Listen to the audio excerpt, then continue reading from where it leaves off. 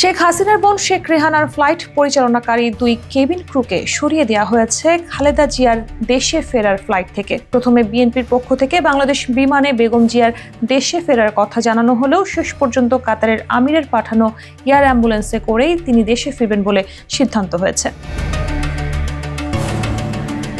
এর আগে যে ফ্লাইটে তার আসার কথা ছিল ওই ফ্লাইটে দায়িত্ব পালনের কথা থাকলেও মধ্যরাতে সরিয়ে দেওয়া হয়েছে 2 কেবিন ক্রুকে। সরিয়ে দেওয়া 2 কেবিন ক্রু হলেন আল কুবরুন নাহার কসমিক ও মোহাম্মদ কামরুল ইসলাম বিপন। গোয়েন্দা তথ্যে উঠে এসেছে আল কুবরুন নাহার কসমিক নিয়মিত ক্ষমতাচ্যুত প্রধানমন্ত্রী শেখ হাসিনার বোন শেখ রেহানার ফ্লাইট পরিচালনা করতেন।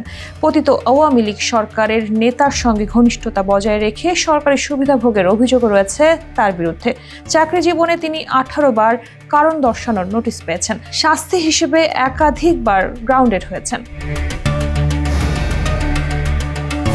অপরদিকে জুনিয়র পার্সার কামরুল ইসলাম বিপন দীর্ঘদিন ধরে সরকারি দলের নানা কার্যক্রমে সরাসরি যুক্ত ছিলেন বলে অভিযোগ রয়েছে। প্রতি বছর 15 আগস্ট পালনের জন্য নিয়মিত ধানমন্ডি 32 নম্বরে ফুল দেওয়া, শেখ কামালের জন্মদিনে প্রীতি ফুটবল ম্যাচের আয়োজন করা ও বিমানে শেখ রাসেল দিবস পালনেরও অন্যতম উদ্যোক্তা তিনি।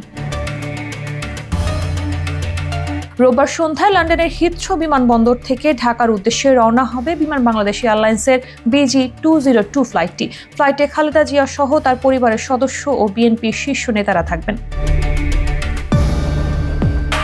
আগাম প্রস্তুতি হিসেবে 2 মে দুপুরে ওই ফ্লাইটে chief purser Nishi, flight purser Al Kubrun Nahar Kosmik, flight purser Mohammad Kamrul Islam Bipon এবং জুনিয়র পার্সার রিফাজের নাম চূড়ান্ত করে বিমানের ফ্লাইট সার্ভিস বিভাগের সংশ্লিষ্ট ইউনিট। তবে গোয়েন্দা তথ্যে তাদের রাজনৈতিক সংশ্লিষ্টতা ও ভিআইপি যাত্রীর নিরাপত্তার সম্ভাব্য ঝুঁকির কথা উঠে আসায় শুক্রবার মধ্যরাতে তাৎক্ষণিক সিদ্ধান্তে দুজনের নাম বাতিল করা হয়।